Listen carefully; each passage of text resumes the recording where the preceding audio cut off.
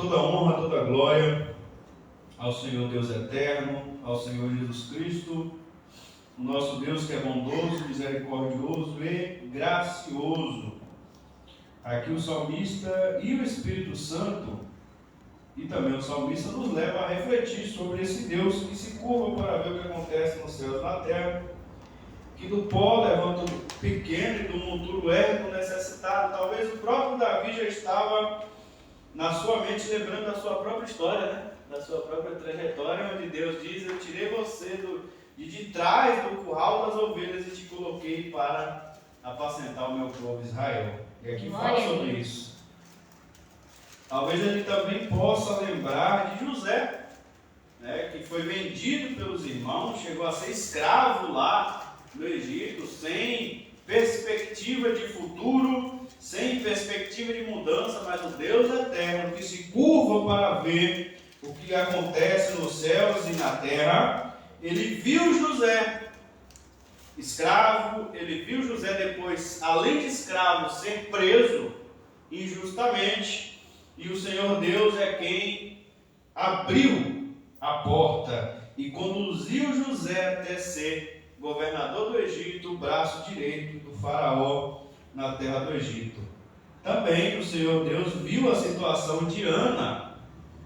Nós podemos lembrar da mulher de Eucana, a nossa irmã Ana, que orava a Deus e chorava, porque ela era humilhada pela sua rival Penina, que era outra esposa de Eucana, porque Penina tinha filhos e Ana era estéril, mas só que Deus, que olha de cima e vê o que acontece, ele concedeu um filho a Ana, né? E não só um filho, foram mais, mas nesse primeiro filho que ela fez um voto com Deus, e Deus ouviu, e Deus concedeu, nós temos nada mais, nada menos do que o profeta Samuel, responsável exatamente tanto por ser juiz e o último juiz de Israel, como para fazer a transição entre o tempo dos juízes, e foi quem consagrou Saul a rei, e Davi também foi ungido a rei pelo profeta Samuel. E ele fez essa transição do período dos juízes para o período do reino de Israel. Então, Deus ele sempre faz coisas tremendas e gloriosas.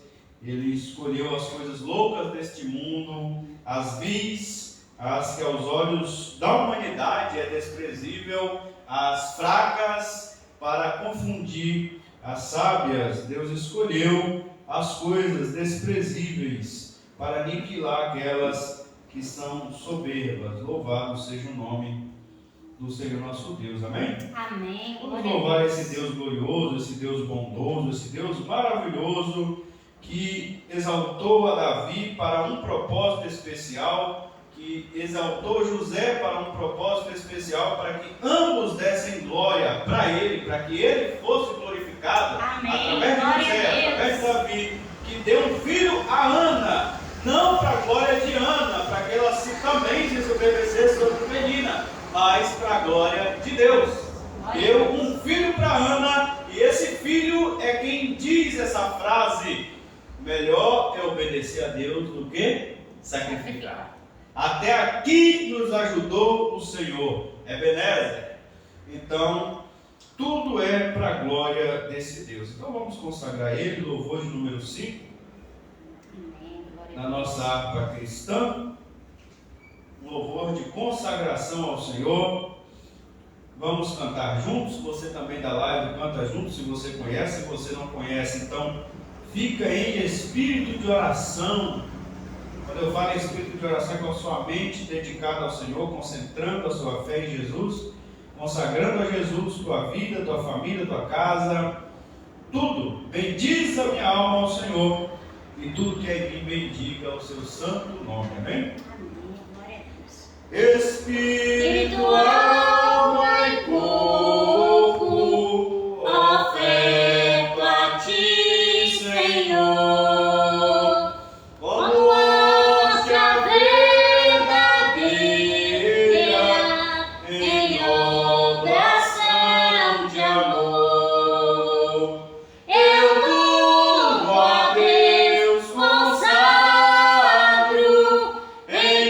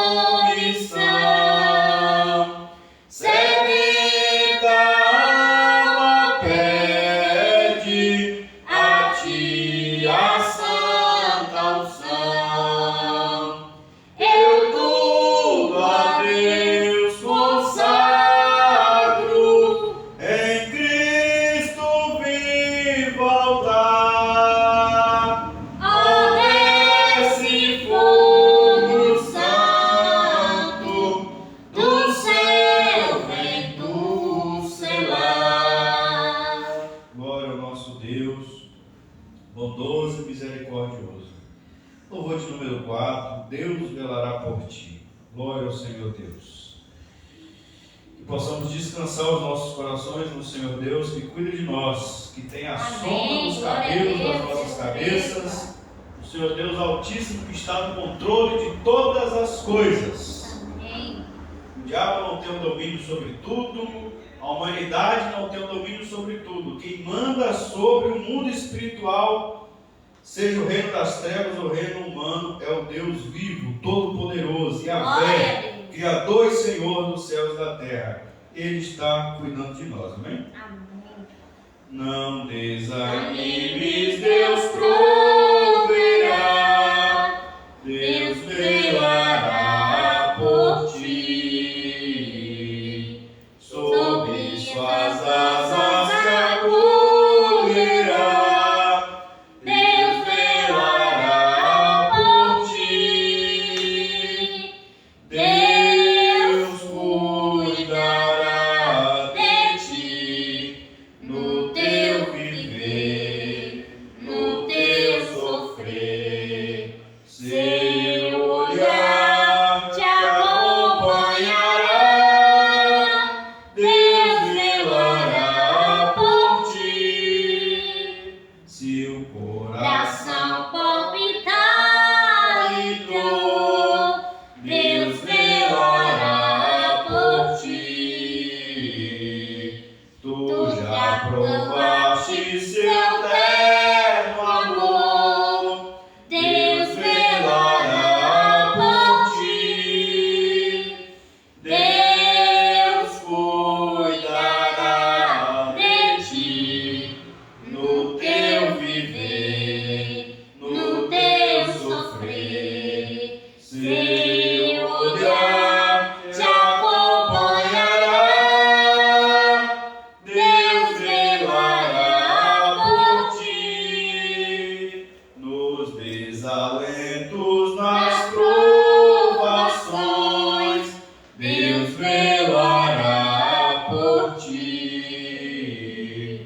Lembra-te dele nas tentações, Deus velará por ti, Deus cuidará de ti, no teu viver, no teu sofrer, seu olhar te acompanhará, Deus velará por ti. Glória a Deus. Aleluia, Jesus. Tudo que pedes ele fará, Deus velará por ti. E o que precisa não negará, Deus velará por ti, Deus cuidará de ti, no teu viver, no teu sofrer, seu olhar te acompanhará, Deus velará por ti. Como estiveres, não temas, vem, Deus velará por ti. Ele te entende, te ama bem, Deus velará por ti, Deus cuidará de ti, No teu viver, no teu sofrer, seu olhar te acompanhará, Deus velará por ti. Glória ao Senhor Jesus, glória a Deus, louvado seja esse Deus bondoso e maravilhoso. Vamos louvar o hino de número 84. Glória a Jesus, glória ao nosso Deus que é bom. Louvemos ao Senhor porque Deus é bom e a sua misericórdia é eterna. Amém. Glória a O Deus. grande eu sou, número 84 da Harpa Cristã. Vamos louvar em nome de Jesus. Não perdoeis o coração, porque eu sempre sou fiel. Eu fecho a boca do leão, na corda estou com Daniel. Sou eu aquele, o grande eu sou, e onde estás também estou. Não disse eu, há muito já pedi, dá-se-vos-á. Pedes com fé e com fervor, que eu vos darei o Consolador. Quem tem a fé de Abraão, o mundo sempre há de vencer. Quem quer ter firme o coração precisa igualmente crer. Sou eu aquele, o grande eu sou, e onde estás também estou. Não disse eu, há muito já pedi, dá-se-vos-á. Pede com fé e com fervor, que eu vos darei o Consolador. Terremoto e vento após, do céu fogo e muito furor. Ouviu Elias a minha voz do eterno, voz de amor. Sou eu aquele, o grande eu sou, e onde estás também estou. Não disse eu, há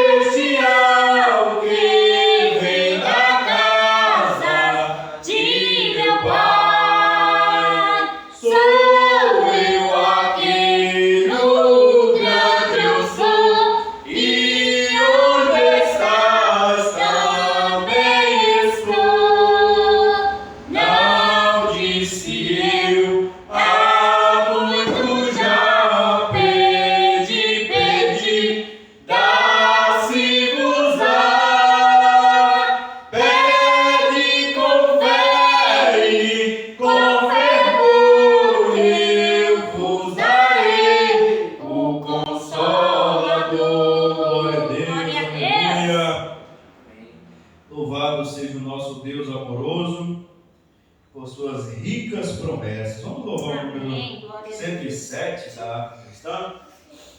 Firme nas promessas, confiando sempre que nós estamos de pé pela graça de Deus e pela promessa de Jesus Cristo, que diz: as minhas ovelhas não se perderão. Estamos de pé porque Ele nos comprou. Ele disse o quê? Não foi vós que me escolheste, mas eu escolhi a vós. Glória ao Senhor Jesus pelas suas promessas. Vamos louvar. Firme nas promessas do meu Salvador, cantarei louvores ao meu Criador. Fico na dispensação do seu amor, firme nas promessas de Jesus. Firme,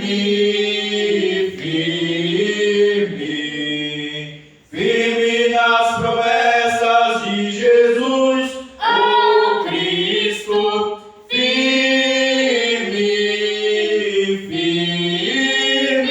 sim, firme nas promessas de Jesus. Firme nas promessas, hei de não falhar. Quando as tempestades vêm me assolar, pelo verbo vivo hei de batalhar. Firme nas promessas de Jesus. Aleluia. Firme,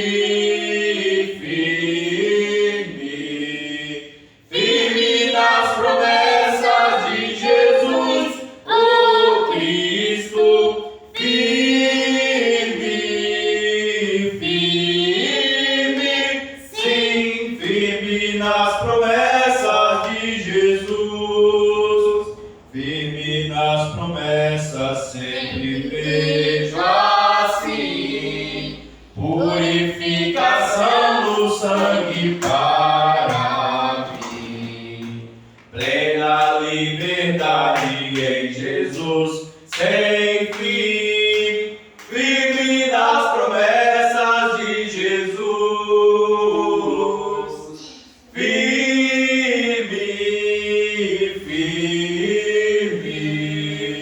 firme nas promessas de Jesus, o Cristo. Firme,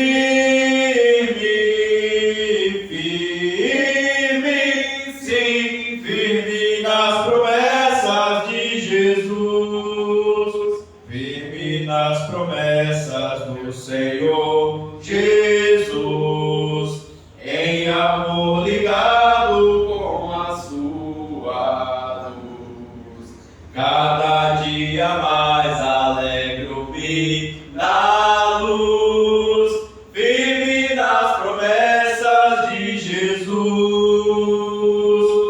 Firme,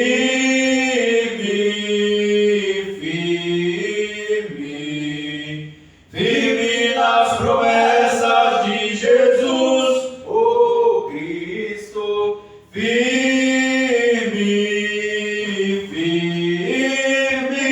sim, firme nas promessas de Jesus. Glória ao nosso Senhor e Salvador Jesus Cristo. Não reconhecemos nenhum outro Senhor, o nosso único Senhor se chama Jesus Cristo. Não temos também nenhuma Senhora, só Jesus Cristo é o nosso único Senhor. Glória a Deus! E honra ao Senhor Jesus Cristo. Vamos louvar e saudar o nome do nosso amado Senhor e Salvador Jesus. Louvor de número 42. Saudai Jesus. Que todos os principados e potestades se prostrem diante da majestade do Senhor Jesus Cristo, porque só Ele é Rei do universo. Glória a Deus. Saudai o nome de Jesus, arcanjos vos prostrais, arcanjos vos prostrais, ao Filho do eterno Deus, com glória.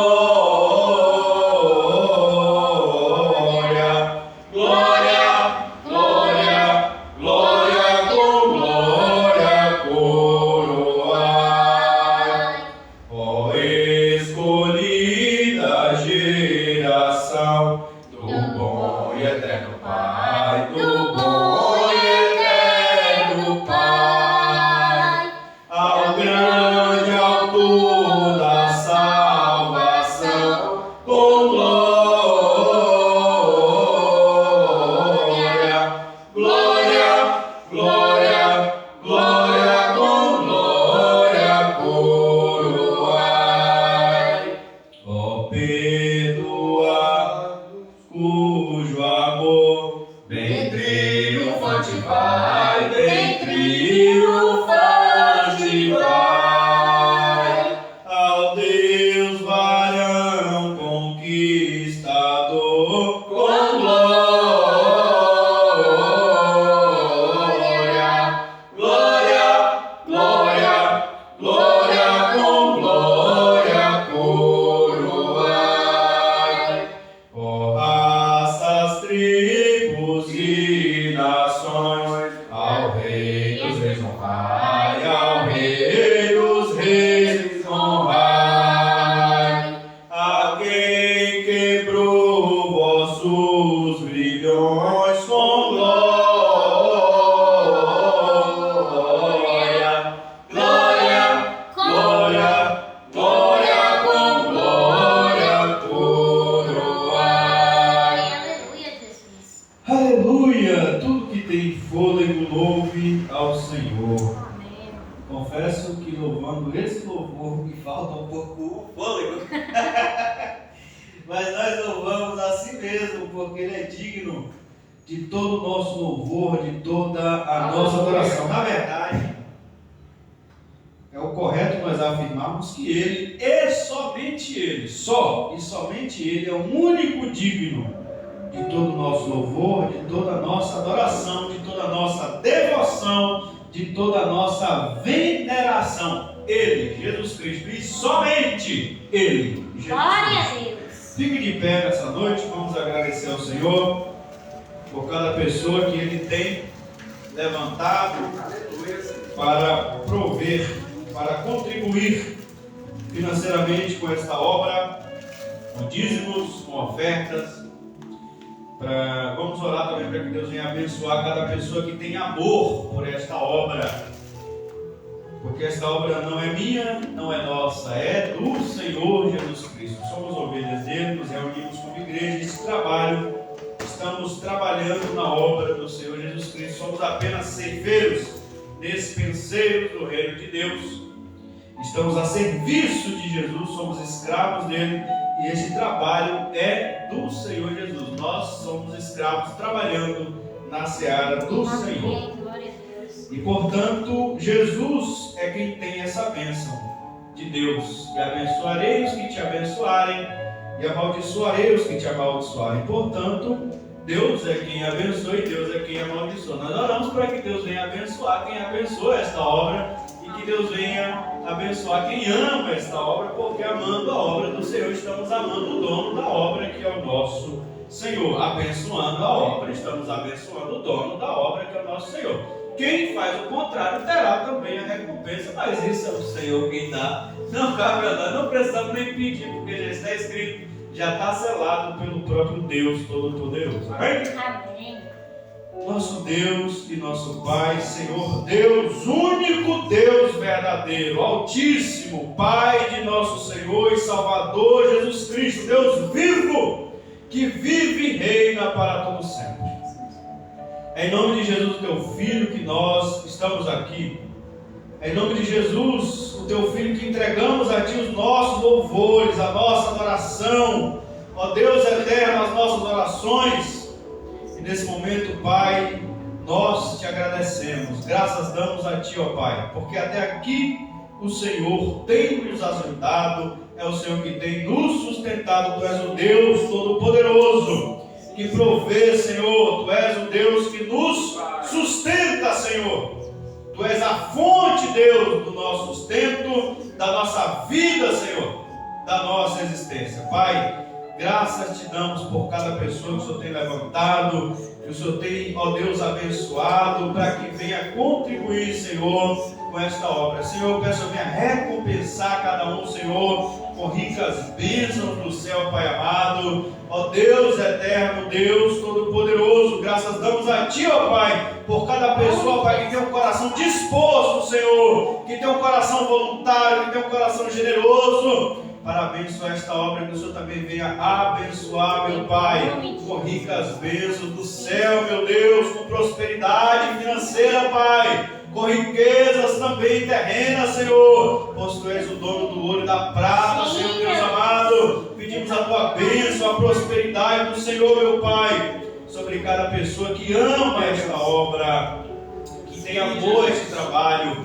Eu peço em nome de Jesus, Deus, o Senhor é quem dá prosperidade. Eu peço, o Senhor venha conceder prosperidade, o Senhor venha conceder bênçãos, o Senhor venha conceder vida, o Senhor venha conceder graça, o Senhor venha conceder, Senhor, libertação, proteção, salvação, Senhor. Ó Deus amado, que as promessas do Senhor venham sobre todos, meu Pai, que amam esse trabalho, que amam esta obra, para a Tua honra, para a Tua glória, para o Teu louvor, Pai amado. Esconde-nos debaixo do sangue de Jesus Cristo, ó Pai. Nos cobre com a cobertura do sangue de Jesus Cristo, ó Pai. E que a bênção da aliança do sangue de Jesus venha sobre nós e nos alcance, ó Pai, por Tua bondade e graça. Entregamos em Tuas mãos, Senhor, a nossa adoração, a primeira parte desse culto. Pedimos humildemente que o Senhor venha abrir os nossos corações para recebermos a Tua santa palavra, Senhor. Fala conosco, Pai, mais uma vez, para a Tua honra e glória. Pedimos em nome de Jesus. Amém. As palmas do Senhor Jesus. Amém.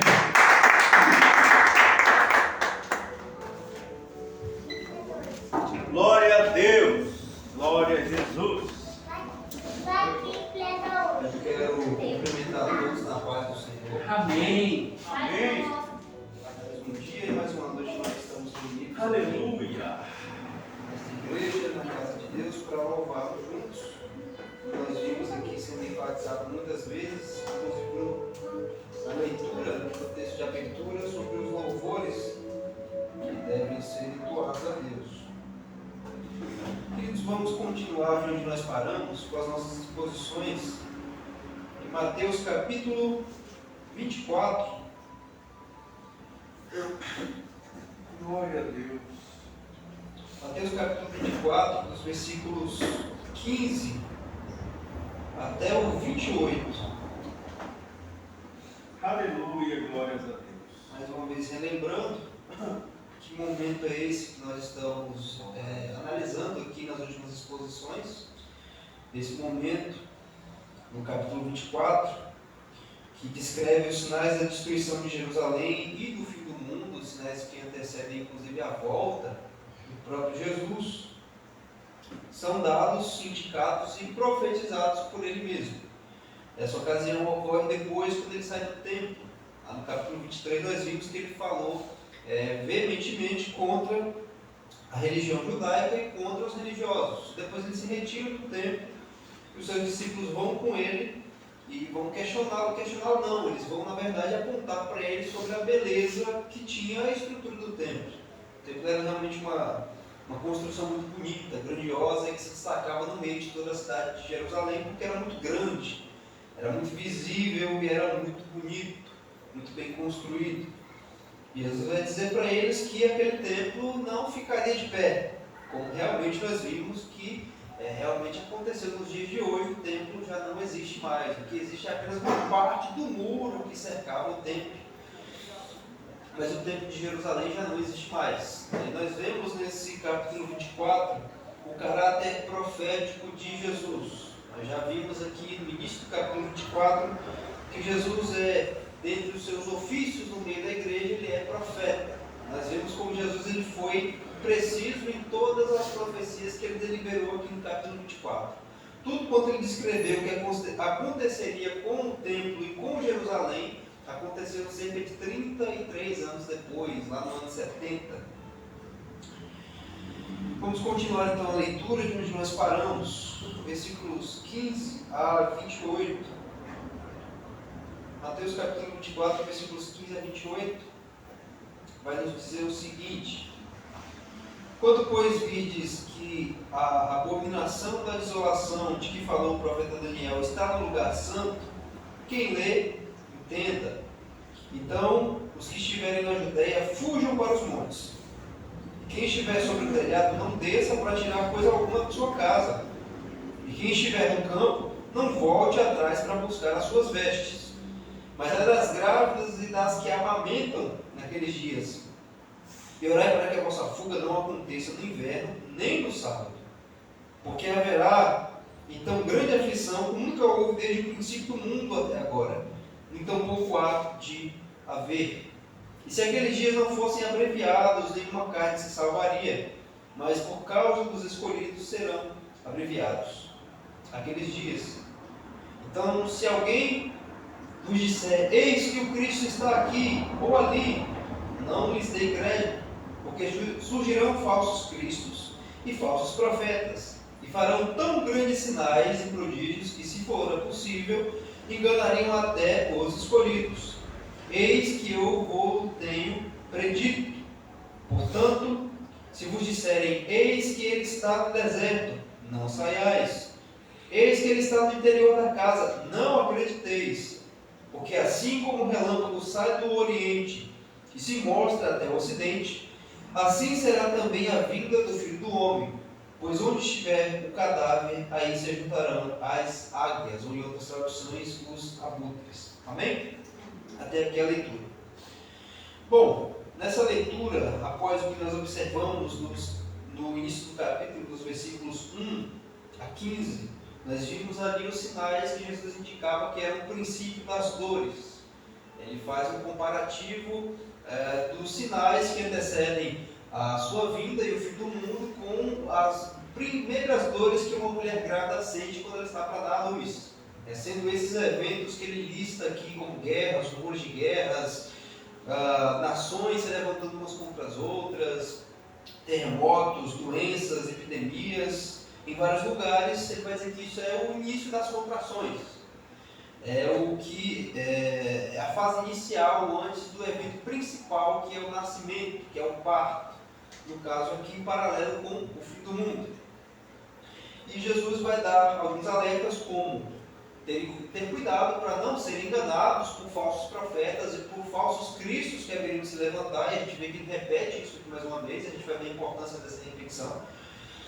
E dizer também para que não ficassem os seus discípulos e nós, hoje também, com essas palavras, assustados com esses eventos. Não é motivo de temor, nem de terror para os seus discípulos, para os seus seguidores, esses eventos, porque é necessário que todos eles aconteçam. Hoje nós vamos ver Jesus falando aqui sobre o surgimento, verso 15, de uma figura chamada abominável da desolação, um tempo de grande tribulação, dá orientações para que seus discípulos fujam para os montes, e para que eles não voltem atrás, para que não percam tempo nessa fuga, e que será um tempo de aflição sem precedentes. E ele também alerta aqui contra falsos cristos, os falsos messias que apareceriam, e contra os falsos profetas, os falsos mestres, falsos doutrinadores. E diz que a vinda do Filho do Homem será como um relâmpago que sai do Oriente e se mostra no Ocidente. Então nós vamos observar passo a passo o que significa tudo isso que nós observamos Jesus falando aqui ponto a ponto. Primeiro que nós encontramos no verso número 15. Quando, pois, vides a abominação da desolação de que falou o profeta Daniel, está no lugar santo, quem lê, entenda. Então, os que estiverem na Judéia, fujam para os montes. Primeiro, essa figura que Jesus se apropria, que apresenta para os seus discípulos abominável da desolação, é uma figura com a qual o judeu já era familiarizado. Então, os discípulos, quando ouviram, já entenderam porque essa figura já é citada pelo profeta Daniel, lá no seu livro, no capítulo de número 9, no capítulo de número 11 e finalizando o livro no capítulo de número 12. Então, os discípulos já eram familiarizados com essa figura. Quando Jesus fala sobre a abominável da desolação, fala justamente sobre essa figura com a qual os judeus eram familiarizados, que traria justamente desolação para o povo santo, para o povo de Deus, que até então era israelita e também para todo aquele que era santo, todo aquele que faz parte do povo santo e eleito de Deus.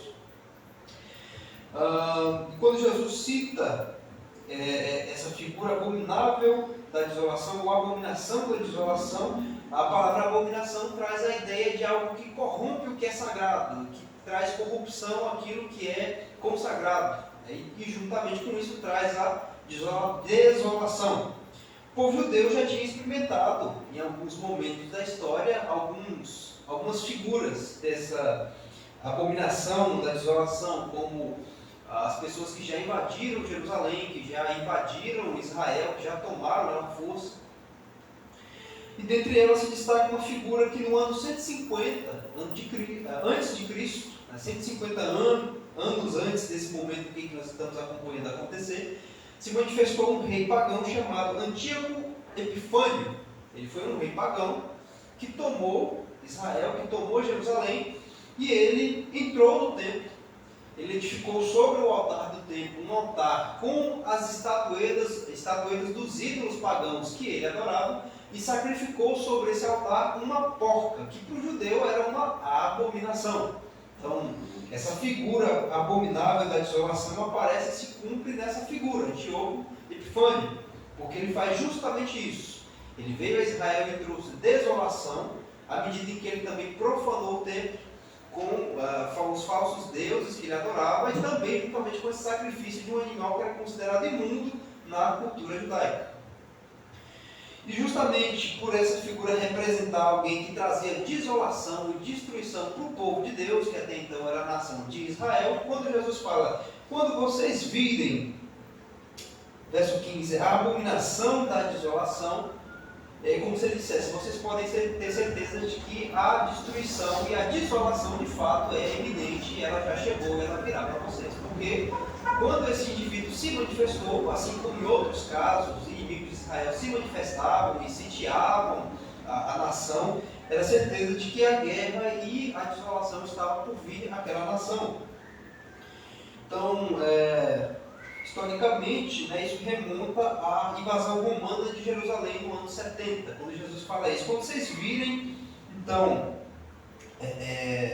essa figura se apresentar, então vocês podem saber que está próximo já ao fim dessa nação. E é justamente o que acontece cerca de pouco mais de 30 anos depois, que é a invasão romana a Jerusalém, quando o templo foi profanado e foi devastado e foi destruído, e desde então permanece destruído. O templo nunca mais foi erguido nessa condição. Se cumprindo, inclusive, aquilo que Jesus fala no início desse sermão, antes dele começar o sermão, na verdade, no início do capítulo 24, quando ele diz para os seus discípulos que do templo, que eles estavam achando tão pomposo, tão bonito, tão belo, não ficaria pedra sobre pedra. E nós também podemos ver isso aqui como um cumprimento primário, essa destruição de Jerusalém e a profanação do templo, a sua destruição como um cumprimento primário das palavras de Jesus, mas com um aspecto escatológico secundário. Essa figura da qual Jesus também fala, a abominável da desolação, pode ser muito bem uma figura do anticristo, que ainda há de se manifestar, e ele é essa pessoa que Paulo fala lá na carta aos Tessalonicenses, que ele faz justamente isso. Ele se assenta no santuário do templo de Deus, ostentando-se como se fosse o próprio Deus. Então é por isso que ele é uma abominação, que é abominável um homem entrar num lugar que é santo e se passar pelo próprio Deus, como se ele fosse o próprio. Então essas palavras de Jesus, nós vemos um cumprimento primário quando se cumpre no ano 70, com a destruição de Jerusalém e a queda do templo, mas também tem o seu cumprimento secundário na manifestação de um homem que fará guerra contra o povo santo, contra o próprio Deus, colocando na posição, no lugar de Cristo no final dos tempos. E aí Jesus vai dizer sobre a fuga dos seus discípulos, versículos 16 a 20, ele fala o seguinte: então os que estiverem na Judéia fujam para os montes. Quem estiver sobre o telhado não desça para tirar coisa alguma da casa. Quem estiver no campo não volte atrás para buscar as suas vestes. Mas ai das grávidas, das que amamentam naqueles dias. E orai para que a vossa fuga não aconteça no inverno nem no sábado. A interpretação histórica que nós temos aqui é de que Jesus está alertando os seus seguidores a fugirem quando eles virem os sinais da destruição de Jerusalém, ou seja, o cerco. O momento em que os exércitos cercassem Jerusalém era já um indicativo de que eles poderiam fugir. Né? Não havia uma esperança de que eles conseguiriam combater. Jesus está dizendo o seguinte: quando vocês virem a ameaça se aproximando, quando vocês virem o cerco de Jerusalém, não é para vocês ficarem achando que vocês vão conseguir escapar, não. Vão embora, fujam, porque a destruição é certa.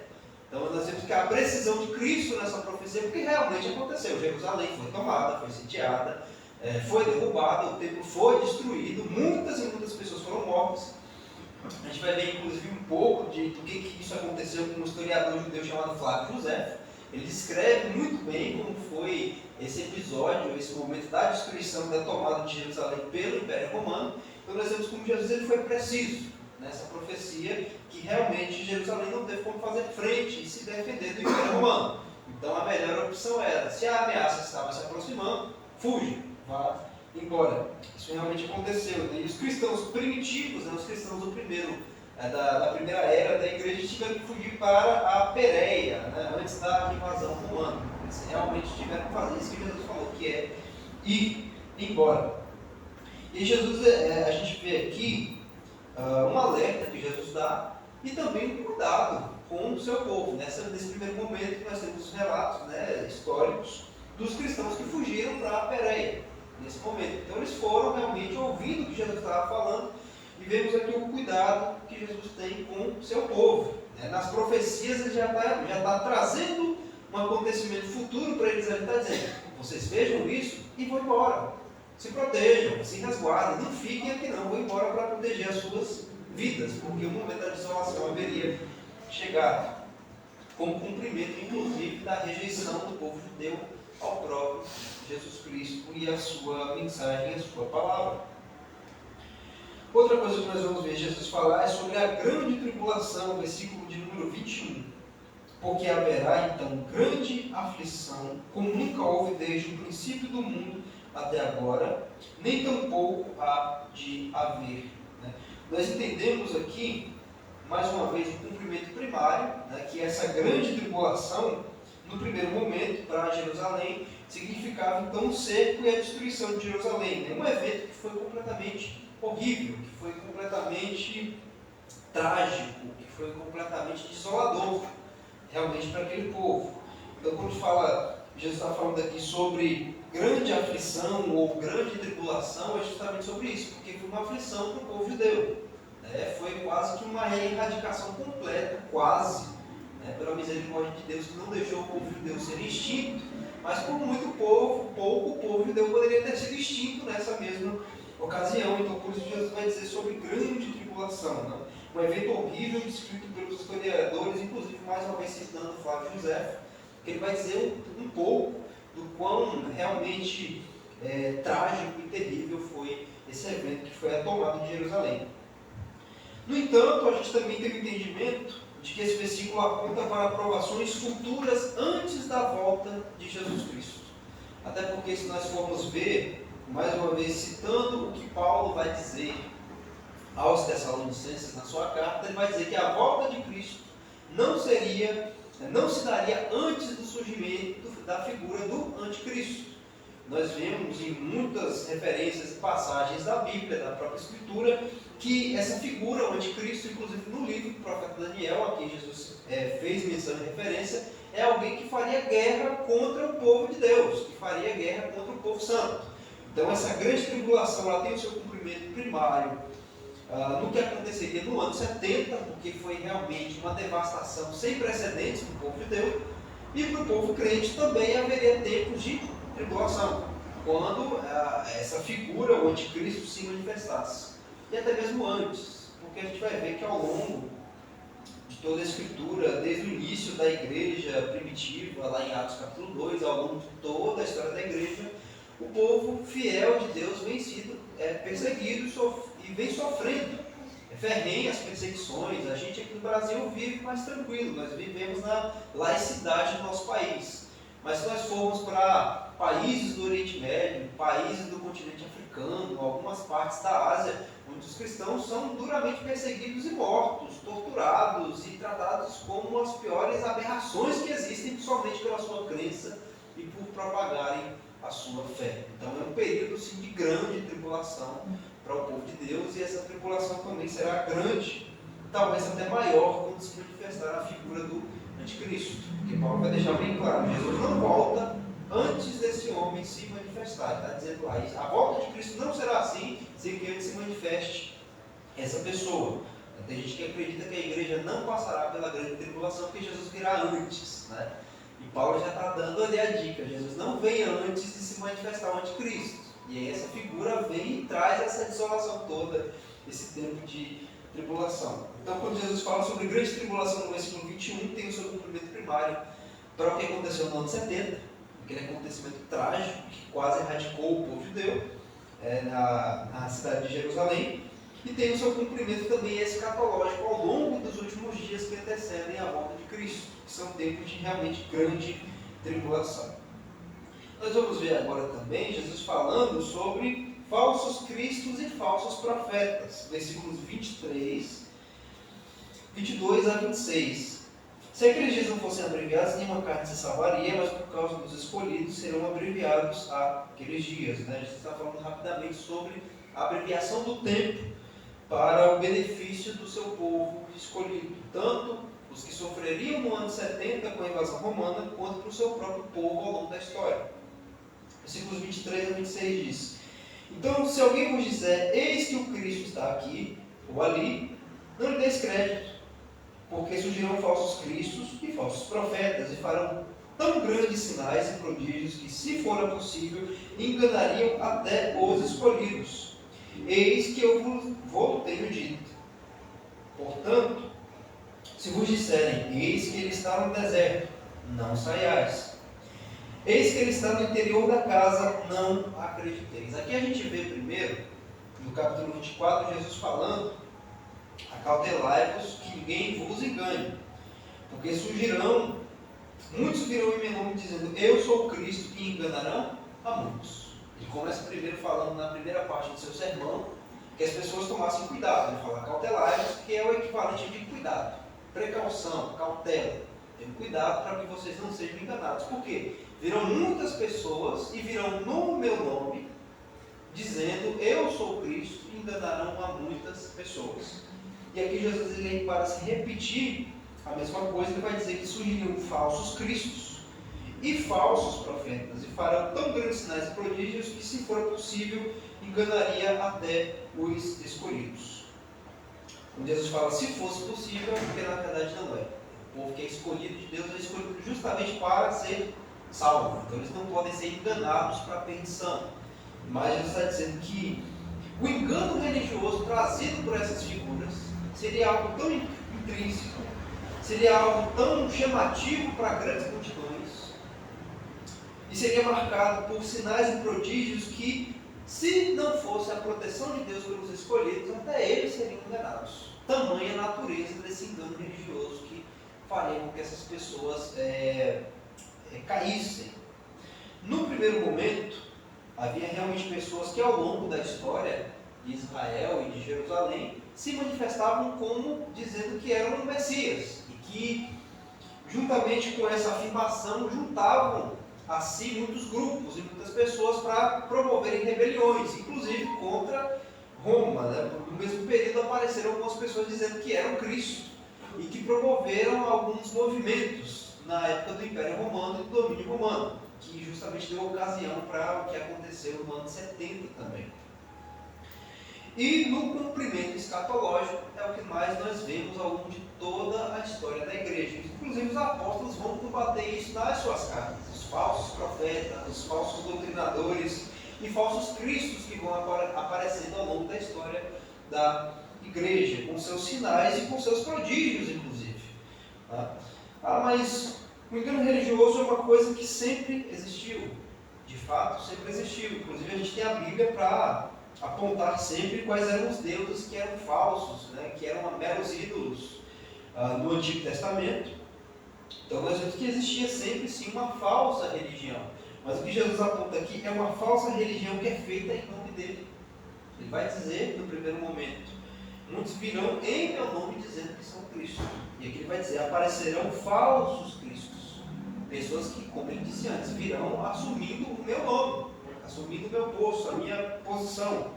E falsos profetas, e farão tão grandes sinais e prodígios que, se for possível, enganariam até os escolhidos. Jesus está dizendo, essas pessoas vão surgir e vão querer levar vocês a fazerem coisas, primeiramente para quem estava em Jerusalém, para fazer vocês acharem que devem permanecer nesse lugar. Jesus está falando, vão embora. Quando isso acontecer, vocês não fiquem. Saiam daqui, fujam para os montes. O que vocês deixaram para trás, não pensem em voltar para pegar. Enquanto apareciam os falsos cristos que diziam que a vitória já era garantida. Até porque o Cristo, o Messias, era uma figura que para o judeu livraria o povo de Deus das mãos dos opressores do povo inimigo. Então, se aparecesse alguém dizendo, eu sou Cristo, eles logo depositavam a confiança de que aquela pessoa iria livrá-los da opressão dos seus inimigos, ou seja, fazer guerra contra quem os atacava e vencê-los. Que seria totalmente contrário do que Jesus está indicando fazer, que é ir embora, não é para fazer guerra com quem está chegando e trazendo ameaça, para ir embora. E por isso que Jesus está alertando. Quando aparecerem os falsos cristos e os falsos profetas, não dê crédito. Quando aparecerem alguém dizendo, o Cristo está no deserto, não saia para ir atrás do encontro dele. Quando você está no interior da casa, não acredite. Não acredite. Ele está falando, não fique aqui para o que vai acontecer. Vá embora. Vai embora. Por isso que ele está alertando. De igual modo, o risco que aquele povo corria por permanecer naquela cidade por influência de falsos messias e de falsos doutrinadores, ao risco espiritual de se seguir falsos mestres, se seguir falsos profetas e pessoas que aparecem em nome de Jesus, dizendo talvez até mesmo o próprio Messias.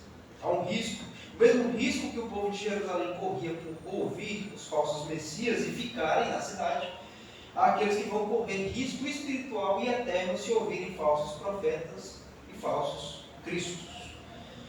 Esse evangelho que nós acompanhamos, que é o evangelho de Mateus, ele escreveu justamente com a finalidade de apresentar Jesus como aquela figura que cumpre todas as profecias e requisitos do Antigo Testamento acerca do Messias. Então, para nós não cairmos no engano, para as pessoas não caírem no engano de quem seria essa figura, inclusive o próprio povo judeu, Mateus escreve essa carta, esse relato do Evangelho especificamente para o povo judeu, para não cair nesse engano, olhando para Jesus à luz do que ele está descrevendo aqui e associando, correlacionando ele com o que estava escrito nos profetas, na lei de Moisés e nos salmos. A gente sempre vai ver Mateus falando isso aconteceu para que se cumprisse o que fora dito pelo profeta, assim, assim, assim, correlacionando algo escrito no Antigo Testamento com Jesus Cristo e assim concluindo que ele é o Cristo que era aguardado por eles. Que como Cristo que era aguardado, ele está dizendo para que nós não devamos dar ouvidos a pessoas que se manifestam dizendo ser ele e que venham em nome dele, que são os falsos profetas. É o que justamente ele ensina. Depois, quando ele entrou em Jerusalém, ninguém chameis mestre, porque um só é vosso mestre, senão Cristo. Ninguém chameis pai, porque um é vosso pai, que está nos céus. Nós só temos um único guia, um único mestre, um único Cristo. E à luz dessas palavras que nós vamos acompanhando aqui no Evangelho de Mateus, Jesus é que cumpre todos esses requisitos do Messias. Ele é o Cristo. Ele é o Cristo que era aguardado pelo povo judeu e que agora é aguardado no seu retorno pela igreja. O que passar de Jesus Cristo, o que passar dos seus ensinamentos, o que passar da sua conduta e do seu proceder, o que passar das suas palavras, o que passar daquilo que ele realiza e realizou, nós podemos considerar como algo que é anti-Cristo, que é contra Cristo e se põe no lugar de Cristo. Então nós devemos rejeitar. É assim que nós nos acautelamos, de acordo com a ordem que ele dá. Cautelai dos falsos profetas. Uns virão em meu nome, dizendo, eu sou Cristo. Se disser estar no deserto, não saia. Se disser estar no interior da casa, não acrediteis. Por quê? Só em Jesus Cristo nós encontramos essa figura ideal do Messias. O que passa dele é anticristo, nós devemos rejeitar. E no versículo 27, nós vemos aqui uma coisa que parece sair um pouco do contexto, que é o que ele diz que é a vinda do Filho do Homem, versículos 27 e 28.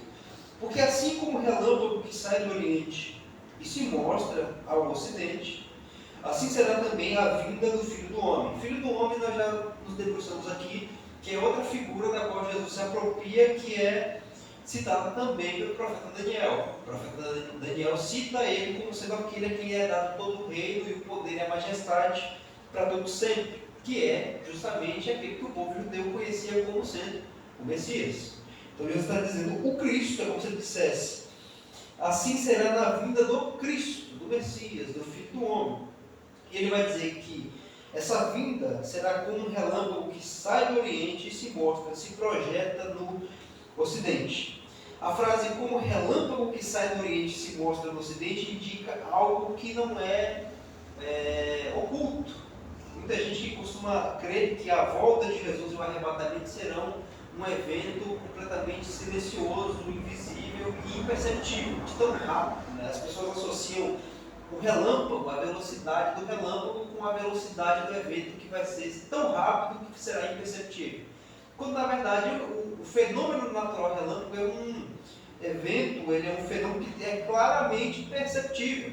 Ele emite luz, um estrondo que é o trovão, e ele se projeta no céu de um lugar a outro. Então, quando Jesus fala que o relâmpago sai do Oriente e se mostra no Ocidente, assim será a vida do Filho do Homem, ele será um evento universal, ou seja, todos conseguirão ver e todos acompanharão, que é o que João vai dizer lá em Apocalipse, todo olho verá, até mesmo aqueles que o transpassaram. Então nós não temos, à luz dessas palavras aqui, uma pauta para arrebatamento secreto. Né? Nós vemos que é um evento que é completamente visível e perceptível.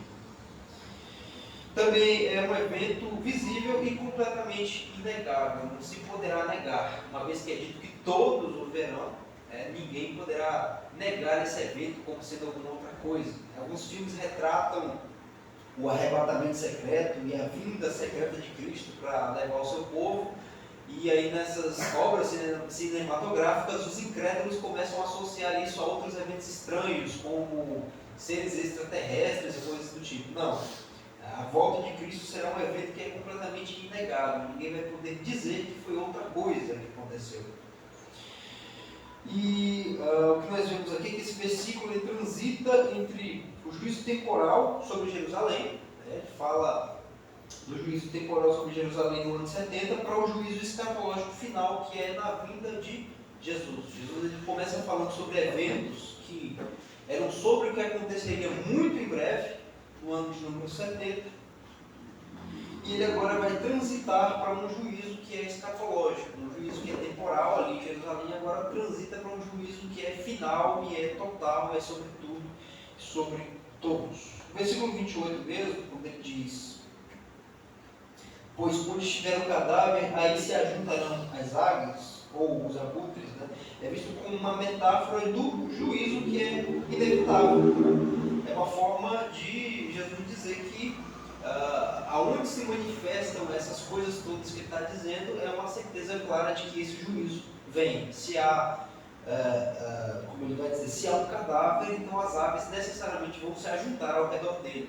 Se há sinais de um fim eminente, de um juízo que é de se manifestar, como foi no ano 70, então de fato haverá um juízo que vai se manifestar no final dos tempos. E com isso, o que nós aprendemos é, primeiro, que Jesus ele profetizou com muita precisão, ele foi muito preciso o juízo histórico sobre Jerusalém. Nós vamos ver em um outro evangelho, quando Jesus fala, não passará, inclusive aqui também, não passará essa geração sem que essas coisas aconteçam. E realmente a geração não passou, cerca de 3 décadas depois, o juízo sobre Jerusalém veio de fato. A invasão romana aconteceu, a destruição do templo, que já havia dito para os discípulos antes desse sermão, também acontece. O templo continua até hoje destruído, somente as suas ruínas, uma parte do muro ainda permanece de pé. Então Jesus ele foi preciso com as suas profecias, e ele é preciso dessas profecias que se cumprem nos tempos de hoje. Esses cuidados que Jesus vai dizer, como por exemplo, tomem cuidado para que não sejam enganados, é algo totalmente atual. Quando ele fala que muitos viriam em nome dele, dizendo eu sou Cristo, que muitos manifestariam sinais e prodígios que poderiam enganar até os escolhidos, que se manifestariam falsos profetas que levariam as pessoas a caminhos errados e desvirtuosos. é totalmente atual. Acompanhe a história da igreja e até nos dias de hoje nós precisamos aplicar esse cuidado que Jesus vai dizer. Cuidado para que vocês não sejam enganados. Tamanha a precisão de Jesus. Mas enganos religiosos sempre existiram. Ok.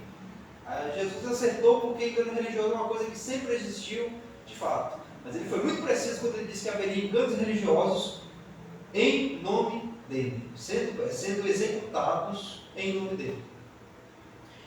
E nós vemos a precisão de Jesus Cristo nesses acontecimentos, nesses cuidados, nesses eventos que se seguem nesses tempos, antes da sua vinda.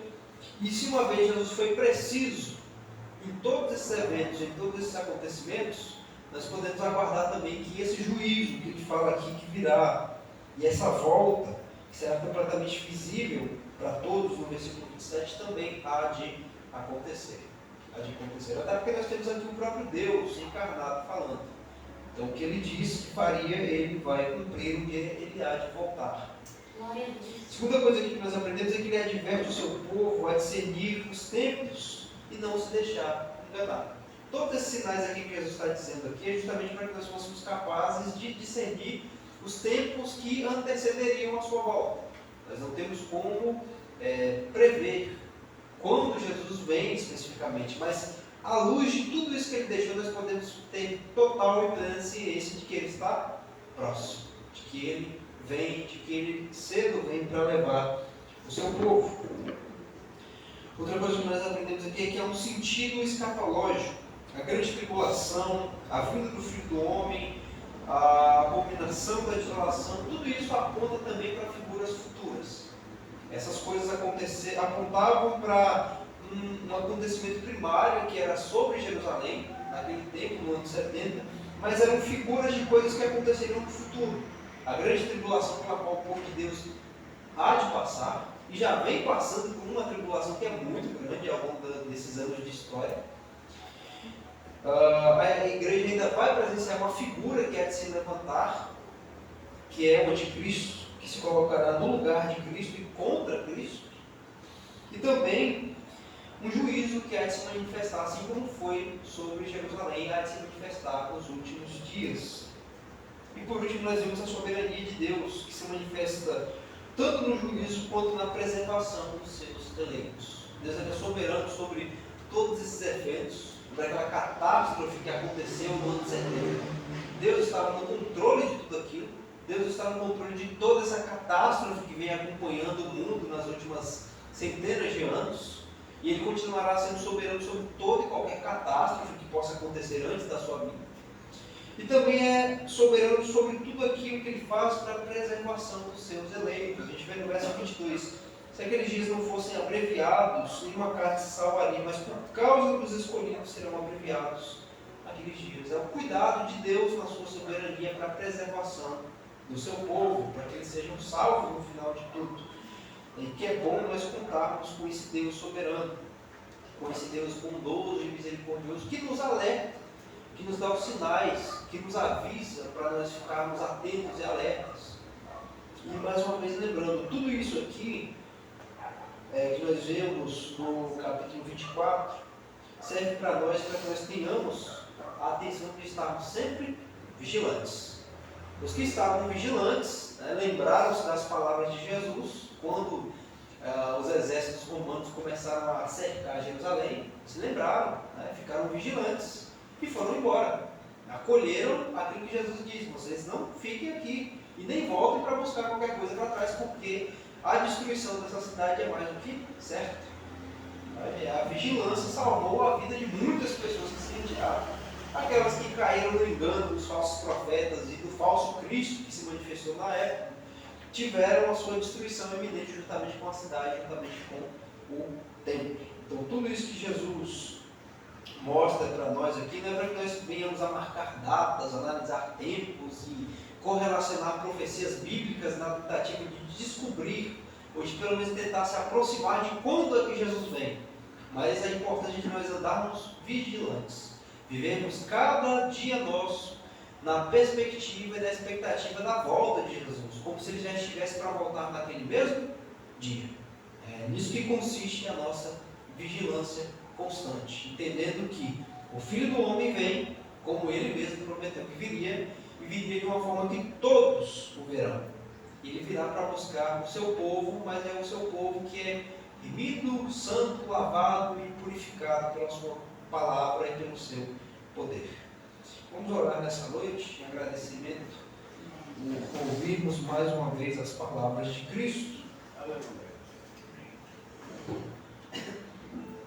Deus forte e poderoso, aqui está o seu povo mais uma vez reunido no nome do seu Filho Jesus Cristo.